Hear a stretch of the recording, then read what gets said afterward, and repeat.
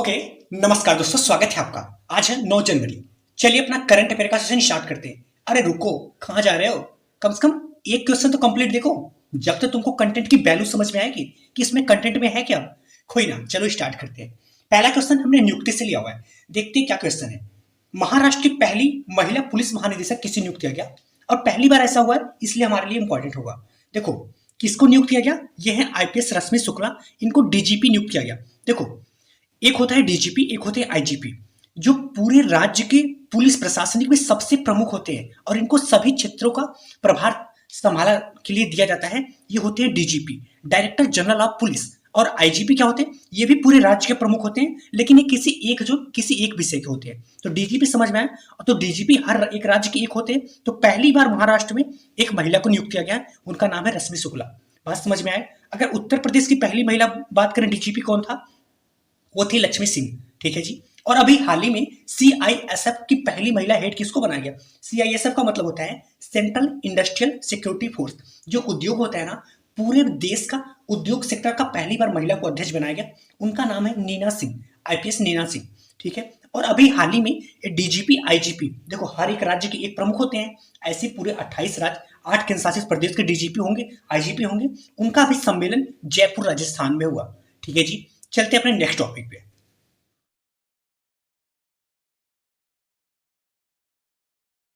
Next topic भी हमने नियुक्ति से लिया हुआ है। यह क्वेश्चन भी इंपॉर्टेंट है, थोड़ा ध्यान से देखिएगा। हाल ही में भारतीय ओलंपिक संघ का सीईओ किसे नियुक्त किया गया? देखो, सीईओ क्या होता है? एक तो होते हैं अध्यक्ष, एक होते हैं सीईओ। और उसके बाद भारतीय ओलंपिक संघ क्या है, इनको भी समझेंगे। सबसे पहले समझते हैं कि भारतीय ओलंपिक संघ का सीईओ किसे बनाया गया। वो है रघुराम अय्यर को।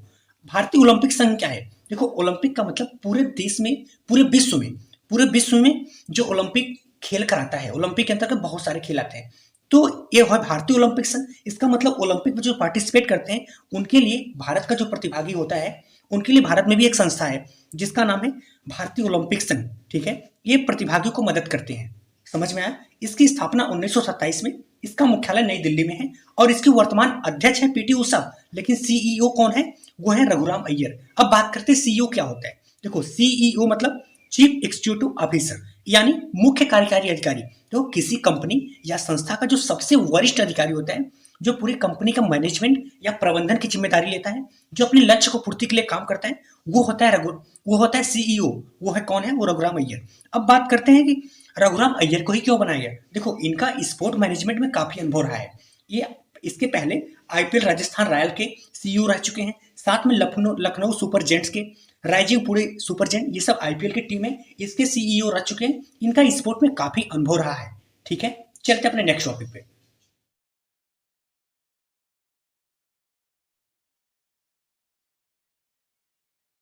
नेक्स्ट टॉपिक हमने अंतरराष्ट्रीय संबंध से लिया हुआ है। देखते हैं क्या क्वेश्चन है। हाल ही में किस देश के मंत्री को पहली बार ऐसा हुआ जो भारतीय दूतावास की वजह से बर्खास्त कर दिया? वो कौन से देश के मंत्री हैं?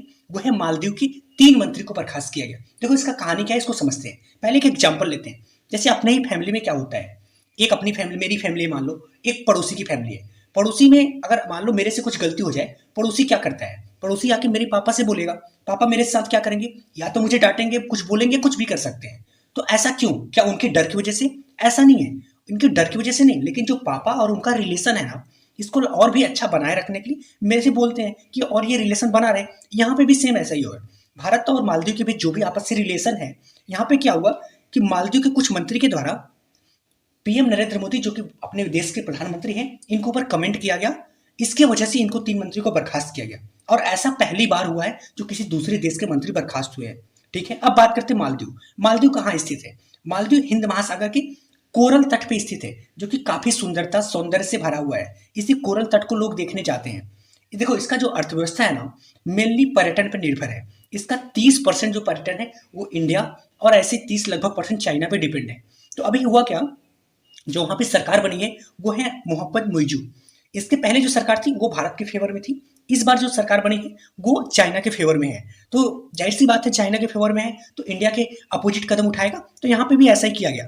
तो अभी हाल में प्रधानमंत्री नरेंद्र मोदी के द्वारा भारत की केंद्र शासित प्रदेश लक्षद्वीप पर दौरा किया गया, जो कि इनडायरेक्टली रूप में मालदीव को डिफेंड ही करना था, लेकिन इनको डायरेक्टली रूप में कुछ नहीं बोला गया था, फिर भी मालदीव के कुछ मंत्री को बुरा लगा, इन्होंने आके यहाँ पे कमेंट किया, जो कि फिर बाद में हैशटैग बॉयकॉट मालदीव ट्रेंड होने लगा और भारत की बहुत सारे लोगों की वजह से वहाँ का होटल और भी सारे बुकिंग को कैंसिल कर दिया गया।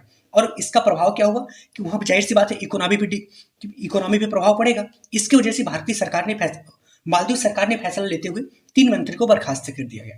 ठीक है, ओनली यार यही होता है, अपने फायदे के लिए लोग बहुत कुछ कर सकते हैं। ठीक है, चलते अपने नेक्स्ट टॉपिक पे। नेक्स्ट टॉपिक हमने योजना एंड परियोजना से लिया हुआ है, देखते हैं क्या क्वेश्चन है। हाल ही में कुप्पा पंप हाइड्रो स्टोरेज परियोजना की शुरुआत कहां पे किया है, और एक कुप्पा पंप हाइड्रो स्टोरेज क्या है? क्योंकि इसकी शुरुआत गुजरात के उदयपुर में किया गया। कब किया गया? 3 जनवरी 2023 को। किसके द्वारा किया गया? NHPC, national hydro power corporation.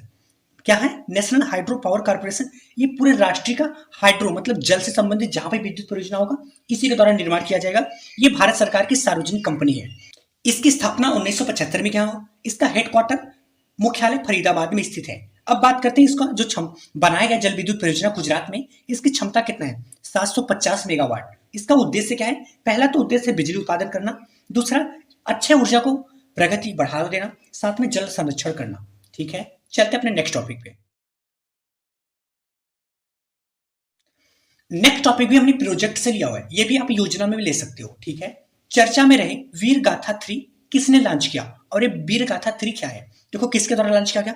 रक्षा मंत्रालय एवं शिक्षा मंत्रालय के द्वारा, ये दोनों मिलकर इसको लॉन्च किया। रक्षा मंत्रालय के प्रमुख कौन है? राजनाथ सिंह। शिक्षा मंत्रालय के प्रमुख कौन है? वो है धर्मेंद्र प्रधान। अब बात करते हैं वीर गाथा 3 क्या है।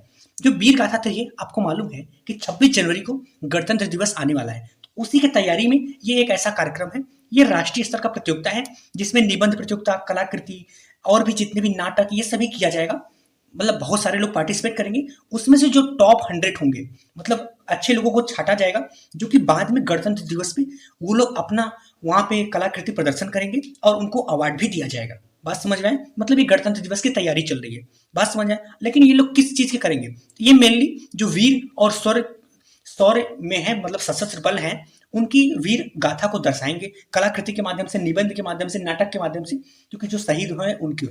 तो क्यों किया गया? सशस्त्र बलों को प्रोत्साहित करने के लिए। इसमें टोटल 1.37 करोड़ लोग पार्टिसिपेट किए, जिसमें टॉप 100 लोग को सिलेक्ट किया जाएगा, इनको अवार्ड भी दिया जाएगा, बाद में गणतंत्र दिवस पे पार्टिसिपेट भी करेंगे। ठीक है, अब बात करते हैं गणतंत्र दिवस पे कौन अपने मुख्य अतिथि आने वाले हैं। वो है इमैनुअल मैक्रोन, जो कि फ्रांस के राष्ट्रपति हैं।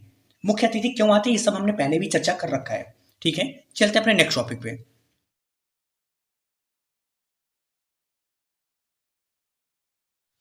नेक्स्ट टॉपिक हमने योजना से लिया हुआ है।